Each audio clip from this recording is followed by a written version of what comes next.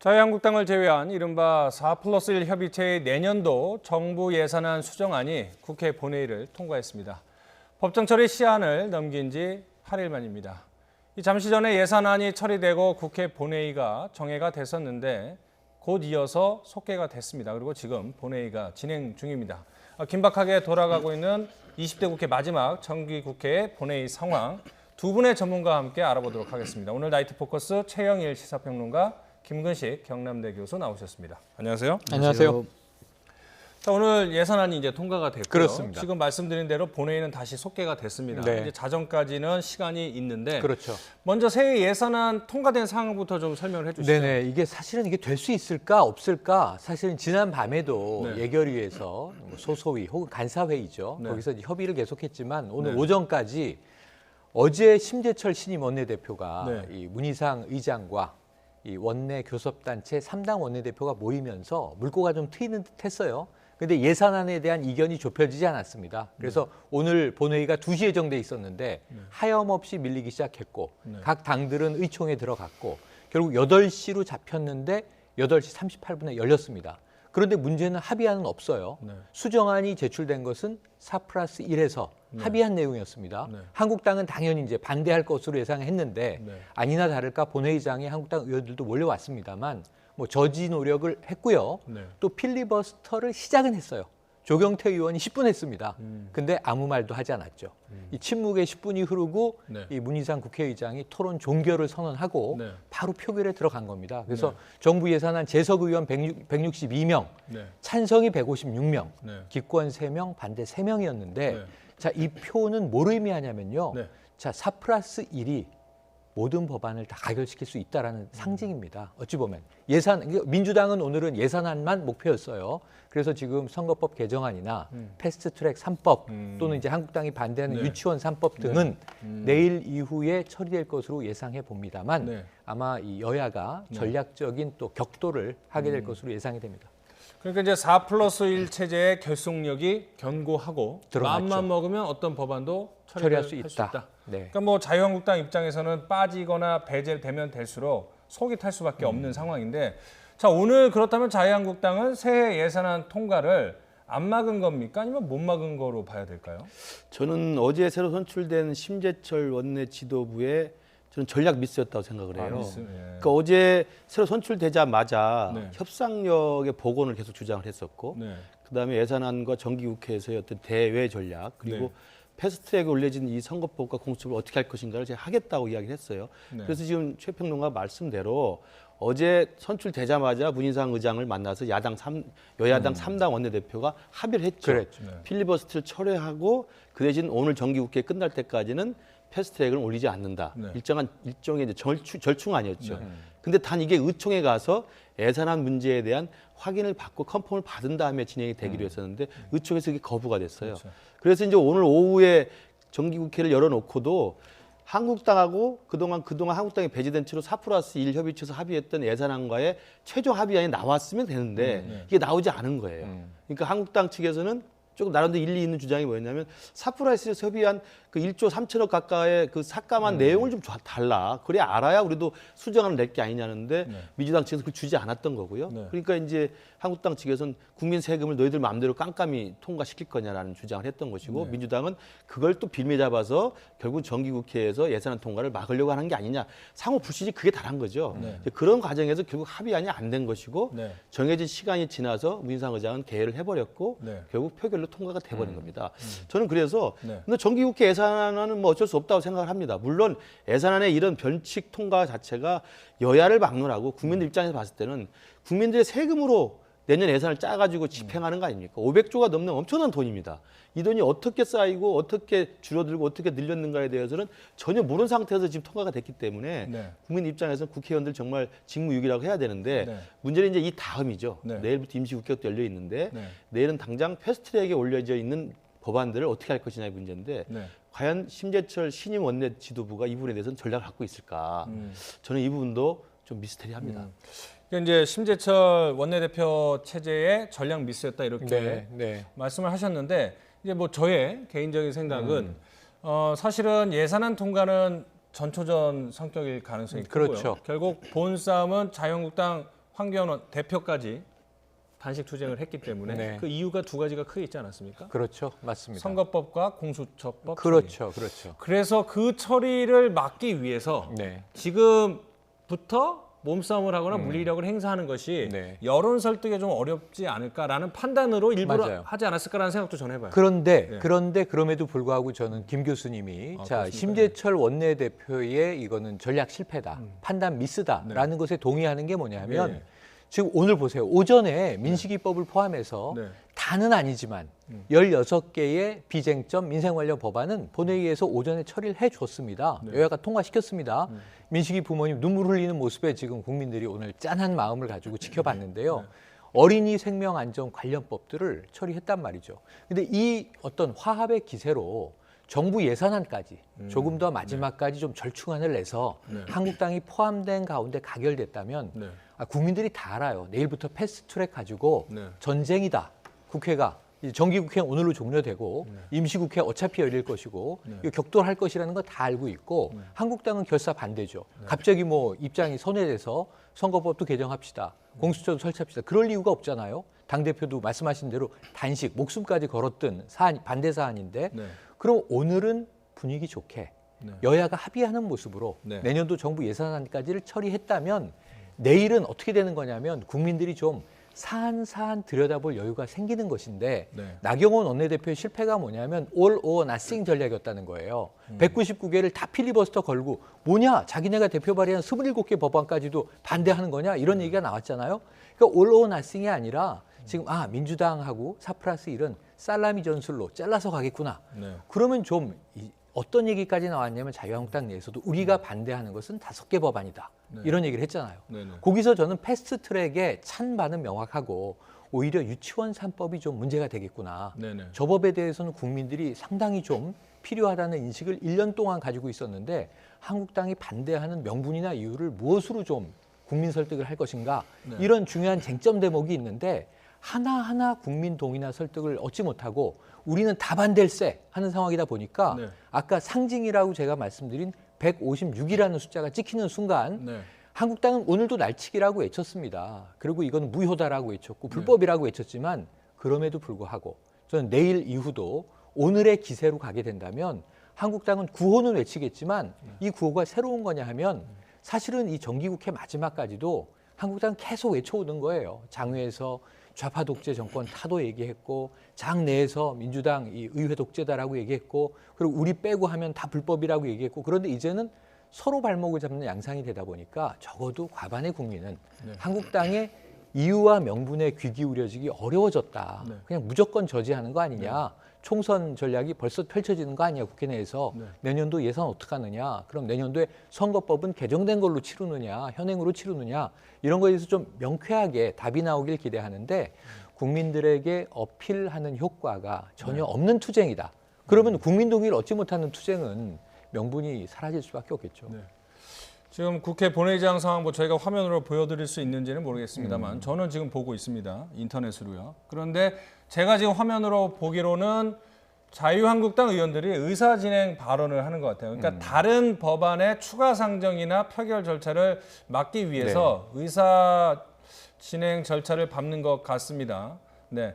자, 그렇다면 자유한국당 입장에서는 계속 말씀을 드리지만 4+1 체제의 위력을 확인을 했기 때문에 패스트트랙 법안을 위해서 협상에 나설 것인지 아니면 다른 전략을 찾을 것인지 어떻게 보세요? 그래서 사실은 제가 아까 말씀드린 것처럼 예산안 통과와 관련된 심재철 신임 원내지도부의 전략 미스는 일단 지나갔다 치더라도 네. 정작 중요한 건 이제 내일 다시 임시국회가 열리든 오늘 밤에 마지막 또 상정을 해버리든 간에 네. 가장 쟁점이 되는 이 선거법과 공수처법을 어떻게 할 것인가의 문제인데 이 부분도 지금 제가 볼 때는 이 한국당의 신임 원내대표 지도부는 이게 도대체 어떤 생각을 갖고 있는지 모르겠어요.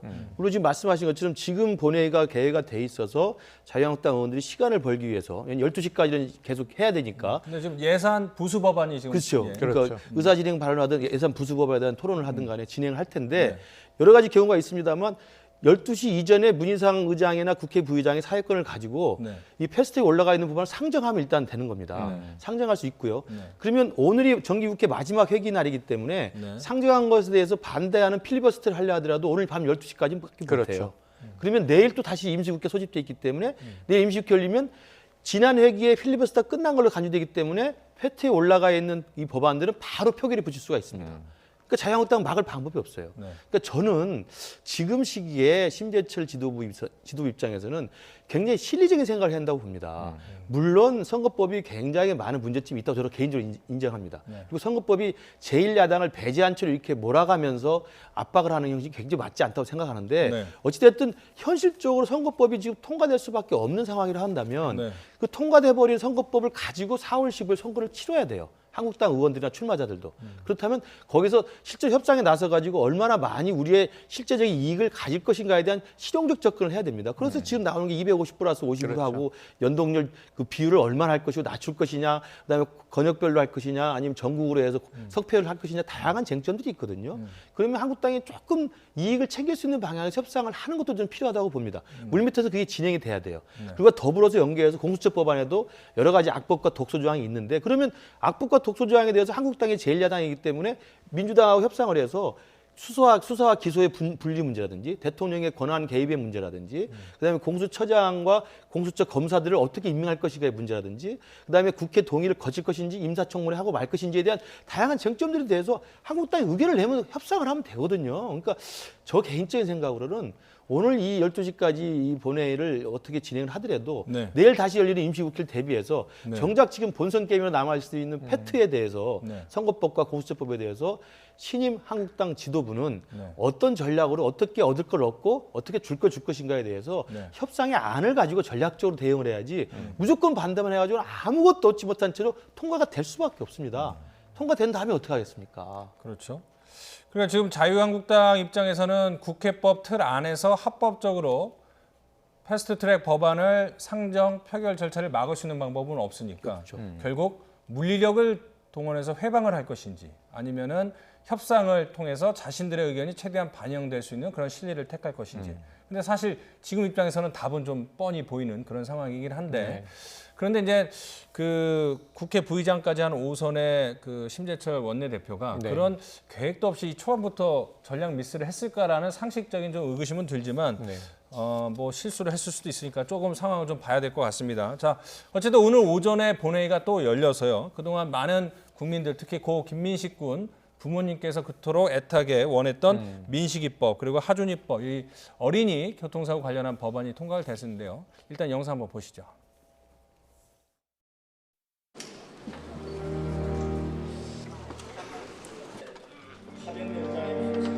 도로교통법 일부 개정법률안 대안은 가결되었음을 선포합니다.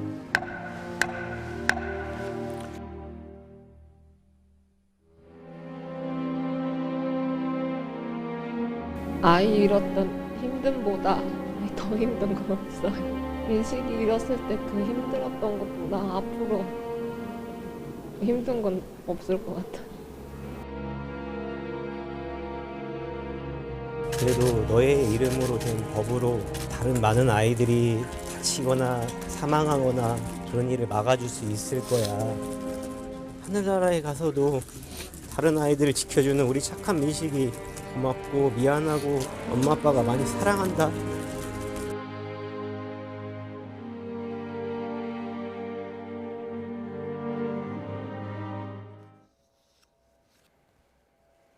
네, 이 두 부모님은 사실은 그 충격적인 사고 이후에 네. 이 남은 아이들도 챙겨야 되고 본인들의 어떤 정신적인 충격도 추스리기가 힘들었을 텐데도 불구하고 계속 국회를 방문해서 민식이법의 통과를 요구를 했고 늦었지만 오늘 우여곡절 끝에 통과가 됐습니다. 맞습니다. 이 민식이법의 핵심은 어떤 걸까요? 네, 민식이법의 핵심은요. 이 민식이가 네. 그 길 건너편에 있는 엄마를 향해서 동생을 데리고 길을 건너가다가 이제 네. 좀 불의의 자동차 사고로 목숨을 잃은 사건인데요. 네. 학교 주변 스쿨존이라고 부르죠. 네. 스쿨존에서 다시는 이런 사고가 없게 하려면 몇 가지를 더 강화해야 한다. 제 핵심은 뭐냐면 이 과속 단속 카메라를 설치해야 된다는 거예요.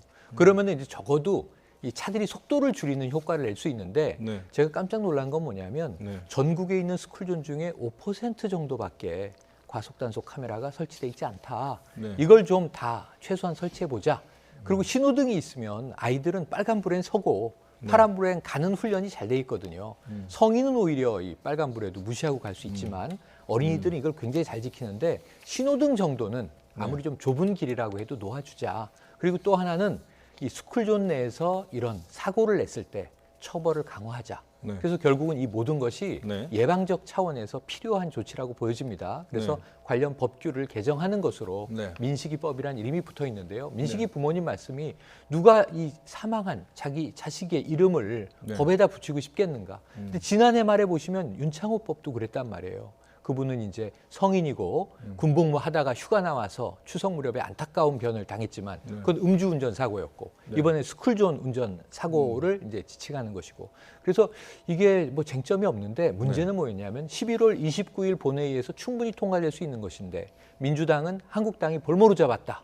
또 한국당의 당시 나경원 원내대표는 아니다. 민주당이 국회를 봉쇄하는 바람에 민식이법이라도 통과시킬 수 있는데 여당 때문에 못하는 거다. 이러면 책임 공방을 벌이면서 정말 열흘 동안 이 부모들이 피눈물을 흘리게 했습니다. 이런 부분에 대해서는 국회가 정말 이 민생이라고 하는 부분에 있어서 또 어린이 생명이라는 부분에 있어서 사죄해야 될 대목이다. 이렇게 그렇죠. 보여집니다. 네.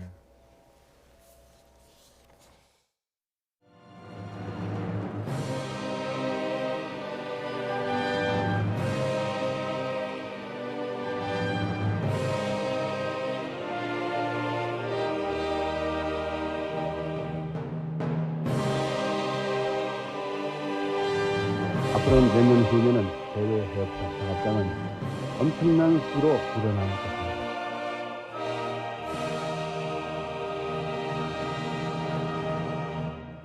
혼신의 힘을 다해서 대우그룹의 경영을 조기에 정상화함으로써 국가 경제에 미치는 부담을 없애고 검찰이 우리 외교통상부에 연락해서 전 세계에 지금 소재를 파악하는 노력을 하고 있습니다. 결코 묵과하거나 적당히 하고 있지 않다는 것을 말씀드립니다.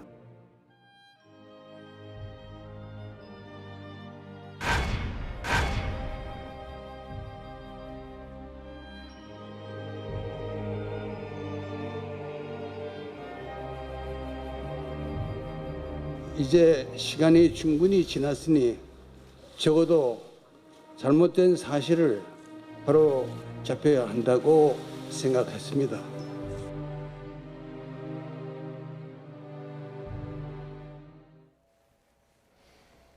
네, 김우중 전 회장은 자본금 500만 원 거의 뭐 맨손으로 무역회사 조그만 무역회사를 시작을 해서 단숨에 대한민국 제2의 대기업 재벌그룹으로 키운 그런 장본입니다.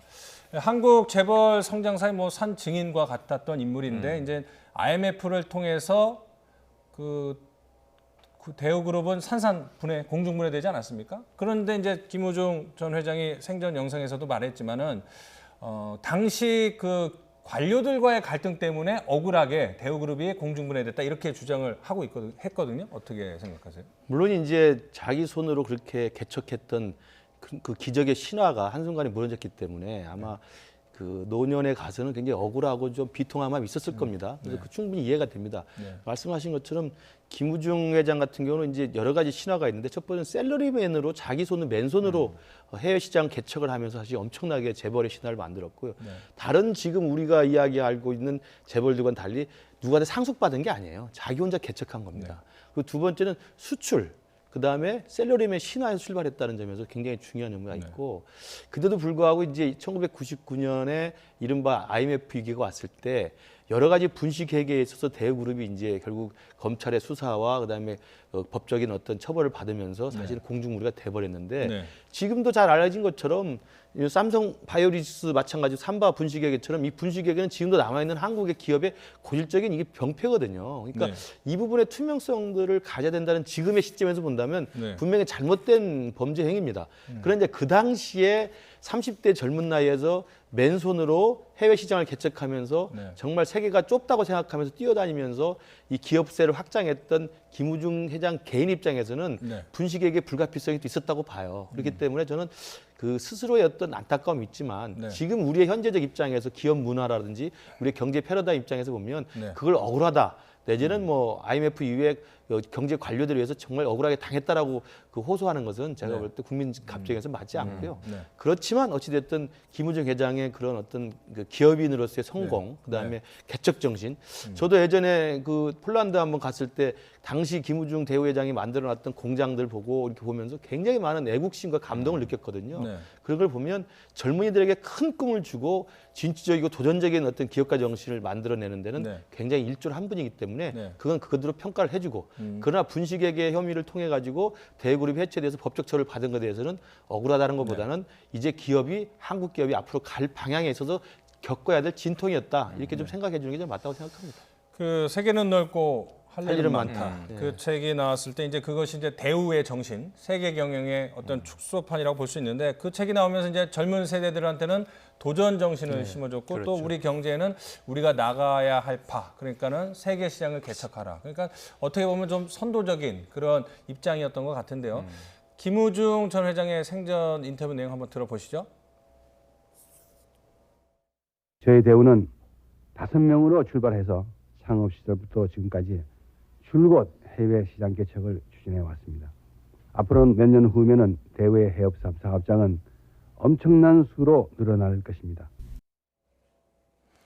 근데 이제 문제는 이 우리 재벌들의 고질적인 문제였죠. 문어발식 사업 확장 네. 그리고 무차별적인 차입 경영. 맞습니다. 그러니까 은행 돈으로 사업을 하는 것들 맞습니다. 이런 것들이 결국 IMF와 맞물리면서 결국 이렇게 도산한 거 아니겠습니까? 2000년에 해체가 되는데 그러니까 추징금을 보세요. 거의 18조예요.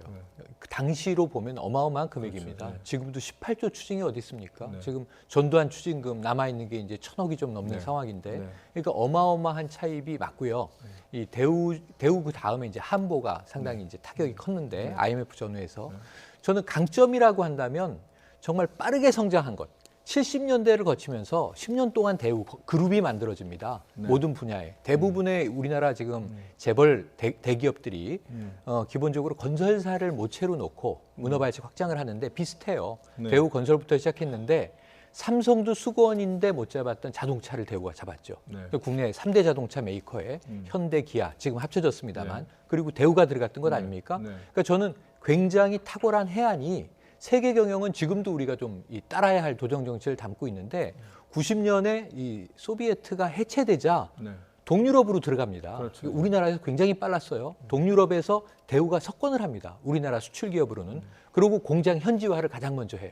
우리나라에선 국내에서 만들어서 내다 파는 것에 익숙했는데 굉장히 현지화 작업에 익숙했기 때문에 대우의 세계 경영은 네. 나름대로 상당히 좀 당시에는 진화적인 모델을 앞서서 추구했다. 그래서 그 말을 세계 경영으로 요약이 되지만 그 당시에는 선단식 경영이라고 불렀는데 이게 상당히 스피디하게 성장하는 효과를 드라마틱하게 내서 네. 박수갈채 받았는데 네.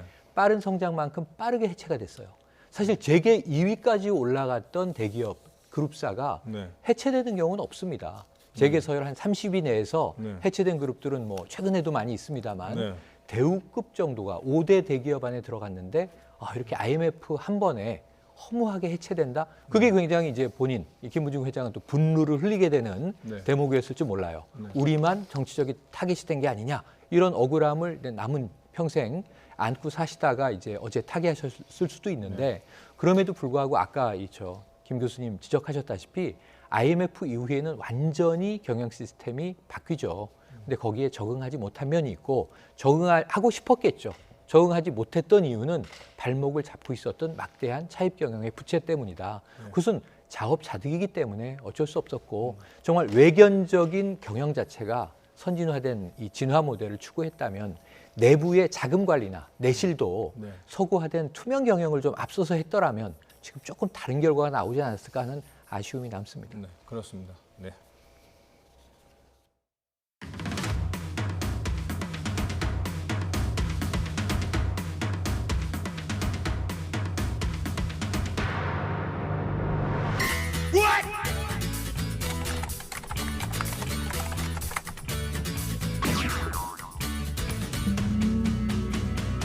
이제 지치고 뻐근할 땐 코 하세요.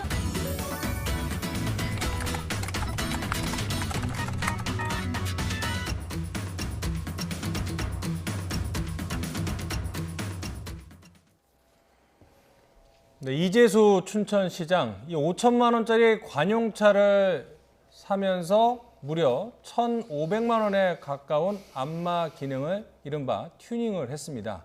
그런데 이재수 춘천시장이 평소에는 뭐 대중교통 활성화를 위해서 시내버스로 출근하겠다 이랬는데 알고 봤더니 전용차가 하나, 카니발 또 공용으로 쓰는 차 그래서 한 4대를 타고 다니고 있더라고요. 네.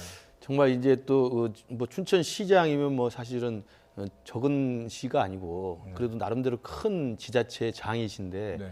그 평소에 했던 것처럼 저도 이렇게 기사를 찾아보니까 시내버스 즐겨 이용하시고 네. 그다음에 배낭 메고 소탈하게 출근한다고 굉장히 많이 알려져 있더라고요. 네. 그럼에도 불구하고 지금 알려진 것 말씀하신 것처럼 네. 전용차 따로 있고 공용차 따로 있고 네. 이번에 새로 구입한 카니발 5천만 원 넘는 시가인데 네. 거기에 내부를 개조해서 네. 거의 1,600만 원 가까운 네. 안마 시트를 만들었다는 거 아닙니까? 입이 딱 벌어질 수밖에 없죠. 그러니까 저는 우리 그야말로 선출직으로 선출된 우리의 그 어떤 공복들이지 않습니까? 네. 국민의 세금을 써야 되는 것이고 국민의 선출해서 국민의 주권을 위임받은 사람들이란 말이에요. 네. 그럼 공복으로서의 공복 정신이라는 건 뭐냐면 국민들과 자기를 뽑아가지고 유권자 섬기는 것인데 자기가 세금으로 차를 구입하는 것도 모자라서 사비도 아니고 세금으로 거의 1,600만 원에 가까운 저 개조 비용을 사용해서 타려고 했다. 네. 저는 지금 상상하기 힘듭니다. 그렇죠. 근데 더 중요한 것은 해명이 더 가관이에요. 네. 아, 그건 아직 내가 타보지도 않았고 나는 몰랐는데 밑에서 허리가 아프다고 하니까 뭐 개조를 한 것 같다라고 이야기를 했다는 겁니다. 그러니까 저는 사과를 해도 좀 진정성 있게 바로 신속하게 마음에 진짜 울리게 사과를 했으면 또 모르는데 그렇지 않고 그냥 해명과 변명에만 급급한 모습이어서 아, 이 부분도 과연 이분이 진정으로 자기의 그 이중성의 어떤 잘못을 반성을 하고 있을까 네. 이런 좀 우려까지 좀 듭니다. 그러니까 도대체 1,500만 원어치 안마 시설을 차량에 설치하려면 어떤 것들이 있어야 되는지 좀 저희가 알아봤는데요. 먼저 그 그래픽을 통해서 설명을 드리겠습니다. 어떤 것들을 설치를 했는지 그래픽을 보면서 설명을 해줄 텐데요. 이 아까 말씀드린 대로 차값이 5천만 원 카니발이죠. 그런데 의전용 VIP 전동 시트, 안마 시스템, 전동 허리 쿠션, 발 받침대, 수납장 설치 이렇게 해도 1,480만 원이면 이제 준중형차 가격이라고 하더라고요. 네네. 그래서 이런 거를 설치하려면 도대체 어떤 것들이 필요한지 저희가 전문가를 통해서 한번 알아봤거든요. 한번 전문가 인터뷰 내용 들어보도록 하시겠습니다. 최고급 사양 정도라고 보시면 돼요. 지금 말씀하신 그러한 사양에 들어가기 위해서는 차값에 해당되는 만큼 비용이 많이 수반된다고 볼 수가 있어요. 예를 들어서 5천만 원짜리 자동차에다가 그런 기능을 넣을 때는 뭐 한 8천만 원짜리 정도, 그러니까 차값의 한 반 이상이 소모되는 경우도 있기 때문에 안에 어떤 기능을 넣느냐에 따라서 굉장히 큰 차이점으로 발전한다 이렇게 볼 수가 있으니까 대부분 안전장치보다도 탑승자의 편의를 위한 편의장치가 극대화되고 있다 이렇게 볼 수가 있으니까 지금 과한 부분이 상당히 많은 옵션이라고 볼 수가 있습니다. 자, 앞서 이제 잠시 해명을 봤는데 이재수 시장의 해명을 좀 더 그래픽 통해서 자세히 살펴보도록 하겠습니다. 근데 이제 좀 해명을 보면 의문인 게요. 장거리 출장에 어려움이 있어서 해당 부서에서 새로운 차로 교체하자고 했다. 뭐 불법 개조 사실도 보고를 통해서 알게 됐지 나는 몰랐다. 그래서 한 번도 타지 않았다. 그러니까 새로운 차를 시장님을 위해서 교체하자는 것도 부서였고 또 안마 기능을 1,500만 원어치 넣는 것도 부서였고 그 시장은 몰랐다라는 건데 상식적으로 1,500만 원을 시장 관용차에 쓰면서 시장한테 보고를 안 하고 마음대로 해도 될 수 있을까요? 이 시장 입장에서요. 자, 내가 쓰는 차인데 어쨌든 이건 세비가 들어가는 돈인데 그런데 이렇게 불법 개조된 사실을 나는 몰랐는데 언론을 보고 내 차가 이렇게 호화로운 차인 줄 처음 알았다. 이것도 이제 놀랍죠. 이게 놀라운 일이고 두 번째는 제가 만약 이재수 시장이면요. 누가 이렇게 했는지 발본색원해서 그걸 공개해버리겠습니다. 차라리. 정말 내가 몰랐는데 몰랐다면 A 부서에서 B라는 인물이 어떻게 연결이 돼서 이것을 했다. 이게 내가 보기엔 과잉충성이다. 네. 혹은 뭐 업자의 로비를 받았다. 이거 밝혀내야죠. 전 이게 왜 나쁘냐면요. 이거 무조건 나쁜 일인데 2년 전에 똑같은 사건이 있었어요. 기억하실지 모르겠습니다. YTN에서 보도했습니다. 2017년 가을 국정감사 무렵에 네. 강원랜드의 한모 사장이 네. 똑같이 마사지 의자로 불법 개조된 차를 탔는데 네. 지금 다른 점은 차를 매입한 게 아니라 리스였어요. 네. 연간 뭐 1억이 넘는 돈이었어요. 똑같아요. 그래서 저는 지금 느낌이 2년 만에 이런 데자뷰가 똑같이 나왔는데 강원랜드 사장, 이번엔 춘천시장? 그럼 강원도에 지금 불법 튜닝 업자가 있나? 로비를 받나? 이런 생각이 드는 거예요. 발본세원에서 밝혀야죠. 내가 지시한 바 없는데 밑에서 불법을 저지른 거잖아요. 근데 그게 아니고 나는 몰랐기 때문에 문제가 없다라고 한다면 이것은 정말 청백리의 자세는 아니다. 안타까운 대목입니다. 그러니까 이제 허리가 아프면 병원에서 치료를 하지 왜 저런 대안을 찾았을까? 저는 좀 이해가 안 되는 부분이 있고 앞서 말씀드린 것처럼 선출직 공복들의 이런 무분별한 예산 낭비나 사업 확장 등 이런 것들이 결국은 그렇죠. 예. 제가 볼 때는 이게 도덕적 해이입니다. 그러니까 정말 자기가 표를 얻기 위해서 후보가 돼서 유권자들한테 지지를 호소할 때는 정말 모든 걸 다 해줄 처럼 이야기하지 않습니까? 근데 당선이 됐어요. 춘천시장입니다. 그러면 물론 당선이 되면 갖가지 의전을 받겠죠. 그러나 의전을 받는 것과 상관없이 선출직의 공무원이고 지자체장은요. 어떻게 하면 자기를 뽑아주고 자기를 주인인 순천 시민을 위해서 봉사할 것인가, 어떻게 섬길 것인가를 생각해야 되는 게 기본 교과서적인 정치의 기본입니다. 근데 대부분의 경우는 뭐냐면 자기가 군림하게 돼 있어요. 대접을 받고 그다음에 의전을 받기 때문에 군림하게 돼 있으니까 당연히 의전을 받는 건 당연한 자기의 특권이라고 생각하는 게 이제 무의식적으로 늘어나게 되는 겁니다. 그러니까 만약에 이런 경우도 그 밑에 부하 직원이 사실은 1,500만 원 가까운 돈을 춘천시장한테 보고도 하지 않고 마음대로 썼을 리는 만무하고요. 이제 저 사실은 그냥 변명 아닌 변명을 하는 것이고 설사 그렇게 한다 한들 아까 말씀하신 건 과잉 충성이니까 그때그때 잘라줘야 되는 겁니다. 이건 말도 안 되는 생각이다.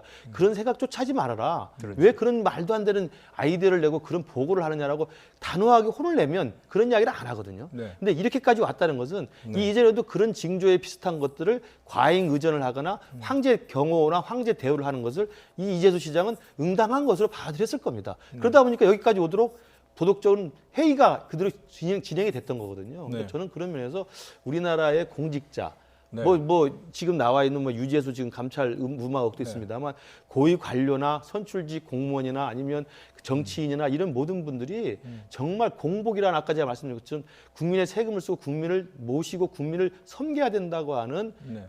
공복이 뭡니까 이게 서번트란 뜻이잖아요. 네. 봉사하는 직업이기 때문에 네. 그런 식의 어떤 자기 어떤 도덕적 해이를 계속 끝까지 매일매일 자기 스스로 긴장감을 놓지 않아야 됩니다. 네네. 지금 그 유재수 전 부시장 네. 감찰 무마 의혹 말씀하셨으니까 관련된 이야기를 한번 넘어가 보도록 하겠습니다. 자, 이제는 그 청와대의 하명 수사 논란이 있었는데요. 당시 수사했던 경찰이 이제 송병기 울산 부시장을 가명으로 조사를 했다고 그러더라고요. 그런데 이제 또 경찰청에는 제보자를 특정하지 못했다 이러면서 여러 가지 논란이 일고 있는데 여기에 대해서는 어떻게 생각하세요? 이거는 경찰이 해명해야 될 대목이죠. 뭔가 석연치 않죠. 네. 지금 이제 아까 말씀하신 유재수 전 부산시 경제부시장에 대한 네. 감찰 무마 의혹이 하나 있는 거고 네. 그와 지금 대비돼 있는 이건 울산 그렇죠. 전 예. 김기현 전 시장의 측근 비위 수사가 그렇죠. 네. 하명 수사 아니냐 하는 의혹인데 그 첫 제보자가 이제 송병기 현 부시장으로 이제 확인이 됐던 거고요. 그런데 경찰에서 조사를 받았는데 김모 씨라고 하는 가명을 썼고 그리고 이제 그런데 이게 수많은 법조인들이 이 문제를 가지고 논의를 해보니까 재판에 들어가게 되면 이건 명백히 이 진술한 사람이 누군지가 확인되게 되는 것이다. 그럼 예를 들면 신변보호 프로그램처럼 어떤 경우에 이제 이런 가명을 허용하느냐 하면 이 성폭행 사례 같은 경우. 네. 왜냐하면 가해자와 마주치고 싶어 하지 않지 않습니까? 트라우마도 있고 이건 요즘에 성인지 감수성 많이 강조되는데 이런 경우엔 블라인드 해줄 필요가 좀 분명히 있다고 봅니다. 두 번째로 예를 들어서 뭐 조폭 사건 같은 경우에 이 내가 증인이라는 게 알려지면 상당히 위해를 당할 위험성이 있다. 그러면 이제 증인보호 프로그램을 해줘야죠. 네. 여러 가지 측면에서. 그런데 이 경우는 공직비위잖아요. 네. 그러니까 사실은 그럼 굳이 이걸 가명으로 처리했어야 할 이유가 있나? 저는 이유를 잘 못 찾았어요. 그렇기 때문에 그럼 경찰이 해명을 해야죠. 왜 그렇게 했다? 네. 어떤 필요성 때문에 그렇게 했다. 네. 근데 그 필요성을 경찰이 이야기해서 합리적이라면 그런 이유로 그렇게 할 필요가 있었겠구나. 왜냐하면 전 이런 생각이 드는 거예요. 안타까운 극단적인 선택을 한 전 청와대 행정관이 한 분 계시죠. 휴대전화 공강이 검경한테 벌어지고 있는데 이 송병기 부시장 입장이 곤란할 수는 있어요. 김기현 울산시장 시절에 이 울산시청에서 국장으로 재직을 하다가 중간에 어쨌든 옷을 벗고 나오지 않았습니까? 네. 민간인 신분이 됐는데 어떤 과정을 거쳐서 지금 그와 다음 지방선거에서 격돌해야 하는 이제 상대 당의 후보 캠프에 합류하게 되잖아요. 그러니까 그 일련의 과정이 있을 텐데 이런 과정 내에서 송병기 부시장의 어떤 익명 제보의 편의를 경찰이 봐줬어야 할 필요성, 이것을 경찰이 밝혀라 이렇게 요청을 하고 싶습니다. 현재 경찰이 뭐 해명은 했지만 뭐 대법원 판례에도 가명 조사가 있다고는 하지만 뭐 명쾌하지도 않고 그 판례를 이번 사건 수사에 적용을 할 수 있을지에 맞습니다. 대해서는 법조계에서 의문이 나오고 있습니다. 자, 다음에는 조국 전 장관 부인 정경심 교수와 관련된 이 재판 상황에 대해서 좀 알아볼 텐데요. 동양대 표창장 위조 사건과 관련해서 처음에 검찰이 공소장을 냈는데 추가 수사를 하다 보니까 내용 변경이 있어갖고 공소장을 바꾸려고 했는데 재판부에서는 안 된다고 했거든요. 네. 왜 그런 걸까요? 그러니까 이게 지금 초기에 그러니까 9월 달 다 기억하시겠지만 인사청문회 막바지에 이제 공소시효 만료를 앞두고 사실 2장짜리 기소장을 낸 거 아닙니까? 일단 당시에는 이제 정경심 씨에 대해서 피의자 소환 조사도 없었던 상태였고, 그러니까 지금 와서는 그때 냈던 공소장에 의존해서 그게 토대에서 지금 재판을 진행하는데, 그 다음에 이제 정경심 씨를 소환했고 조사했고 지금 구속까지 된 상태에서 추가 조사를 해서 15개 혐의가 지금 추가가 돼 있습니다. 근데 애초에 지금 공소를 제기했던 공소장에 기반해서 재판이 진행되는데 검찰 측 의견은 그때는 처음에는 이런 내용으로 공소장을 냈지만 추가 조사를 해보니 이렇게 추가적으로 혐의가 돼 있고 바뀐 내용이 있으니 좀 변경해달라는 것을 요청을 한 건데 재판부가 지금 완강한 입장을 보이고 있는 겁니다. 왜냐하면 변경의 내용과 정도가 너무 많다. 그렇기 때문에 이걸 추가로 따로 별도 기소를 하면 모르지만 지금 있는 본 기소장을 변경하는 건 좀 불가하다라고 오늘 내린 거예요. 그러니까 이 부분에 대한 법적 공방은 지속될 것으로 보입니다. 그러나 여기에서 나온 결과적인 어떤 그 확인된 건 뭐냐면 첫 번째는 9월 말이라고 하는 당시의 공소시효를 의식해서 검찰이 무리한 기소장을 만든 건 사실인 것 같습니다. 그래서 그 부분에 대한 검찰의 좀 신중한 자기 반성이 있어야 될 것 같고요. 그렇다고 해서 그 기소가 무리한 것이라고 하더라도 그 뒤에 추가 수사 결과를 보면 더 많은 혐의가 입증이 됐고 지금은 구속까지 돼 있는 상태지 않습니까? 그리고 구속영장이 발부된 건 재판부에서도 발부를 해준 거기 때문에 정경심 씨에 대한 추가적인 재판을 위해서라도 그게 공소장을 변경하든 아니면 공소 절차를 바꿔가지고 추가로 분리 또 공소를 제기하든 해서 지금 정경심 씨에 대한 어떤 재판부의 판단에 대해서는 계속 있어야 되기 때문에 이 변경 여부를 놓고 지금 재판부와 검찰이 너무 기싸움을 하는 것보다는 이 부분에 대해서는 법적 절차에 준해서 정경심 씨의 유죄와 무죄 여부를 확실하게 빨리 판정할 수 있는 그런 법적 절차가 진행되길 바랍니다. 그러니까 이제 기소를 한 게 조국 법무부 장관 후보자에 대한 청문회 당일날 기소를 했는데 공소시효 문제 때문에 급하게 기소를 하다 보니 팩트나 이런 것들이 여러 가지로 부족을 했는데 그러니까 이제 너무 서둘러서 하다 보니까 첫 단추를 잘못 깬 거죠. 자, 그런데 오늘 재판부는 또 그런 얘기를 하더라고요. 이 변호인 측에게 검찰이 서류 같은 거, 뭐 수사 상황에 대한 서류를 공유를 해야 되는데 그것도 안 해주고 거기에 대해서 항의를 하니까 내쫓으려고 하고 제대로 서류 같은 걸 복사를 안 해주면 보석을 해서 피의자 방어 그걸 해주겠다 이렇게 얘기를 했거든요. 이게 이례적인 게 지금 한 3가지가 있어요. 첫 번째 말씀드리면 우선 이렇게 재판부에 검찰이 유죄를 구하는 이제 기소를 한 이 검찰이 이렇게 망신을 당하는 경우는 아주 드뭅니다. 근데 망신을 당할 수밖에 없는 것이 자 공소장을 저희가 변경하겠습니다 하는데 이 공소장 변경이라는 것은 다소 불명확했던 일부 사실들을 보완하는 선이죠. 근데 지금 이게 육하 원칙에 의하면 언제 어디서 누가 무엇을 어떻게 왜가 다 달라졌어요. 그러니까 재판부는 같은 사건이라고 보기가 어려울 정도다. 그럼 이 공소장은 이 일전에 제기한 기소와는 다른 이야기다 완전히. 그러니까 이걸 어떻게 이걸 바꿔주느냐, 변경해 주느냐, 못한다 이렇게 한 거예요. 그럼 어떻게 되는 거냐면 수수는 공소를 취소해야 되는데 그럼 처음에 소환 없이 기소한 게 잘못됐다는 걸 검찰이 인정해야 돼요. 그럼 이 굉장히 큰 문제가 되는 것이 이게 어찌 보면 도화선이었어요. 지금 조국 전 장관 사태의 도화선이 왜 검찰이 하필이면 인사청문회가 끝나는 시점에 그 부인을 기소했지? 그런데 두 번째 놀라운 점이 뭐냐면 소환 없이 기소한 것. 이거 조국 전 장관도 아주 여기에 대해서는 불만을 표했고 소환 없는 기소라는 게 드물다는 거예요. 어떤 경우나 있을 수 있냐면 현행범. 누가 봐도 범인인데 자 소환해서 조사할 필요도 없어요. 증거가 차고도 넘치니까. 그냥 기소. 이랬으면 모르지만 이 정도로 내용이 허술한데 왜 그렇게 소환도 안 하고 기소를 했을까? 사실은 다음 날 인사청문회 다음 날이라도 자 정경심 교수 소환하겠습니다. 해서 조사하고 나서 뭐 그게 진술 거부를 하든 어떻든 검찰 입장에서 확신이 있으면 기소하는 거잖아요. 네네. 이거는 제가 보기에는 기소 자체가 잘못됐다라는 두 번째고 네. 세 번째는 정치적 논란을 어떻게 해소할 겁니까? 지금 예를 들면 사문서 위조가 이 상태로 보면 무혐의가 돼요. 재판에 올릴 수도 없다. 근데 지금 추가 기소된 14개는 사문서 행사가 있어요. 위조됐는지 확인되지 않는 표창장을 행사했다라고 그다음에 또 기소가 돼 있는 거예요. 네. 이거 병합하려고 그랬는데 실패한 거잖아요. 오늘 네네. 이 문제를 검찰은 어떻게 교통정리할 것인가 네. 쉬운 문제가 아닌데다가 네. 또 오늘 재판부가요. 자, 공주대가 내부 회의에서 그렇죠. 공식적으로 네. 인턴십은 정당했다라고 얘기를 했는데 네. 이것도 지금 기소에 들어가 있는 겁니다. 입시 비위 의혹으로. 네. 그럼 하나하나 검찰이 그동안 수상하게 몰아갔던 정황들이 기각되고 있는데 네. 검찰은 지금 상당히 난감한 상황에 직면했다 보여집니다. 네, 알겠습니다. 자, 오늘 나이트 포커스는 여기서 마무리를 짓도록 하겠습니다. 그 국회 상황 뭐 궁금하실 분들 많으실 텐데요. 자정 뉴스에서 자세히 전해드리도록 하겠습니다. 오늘 두 분 고맙습니다.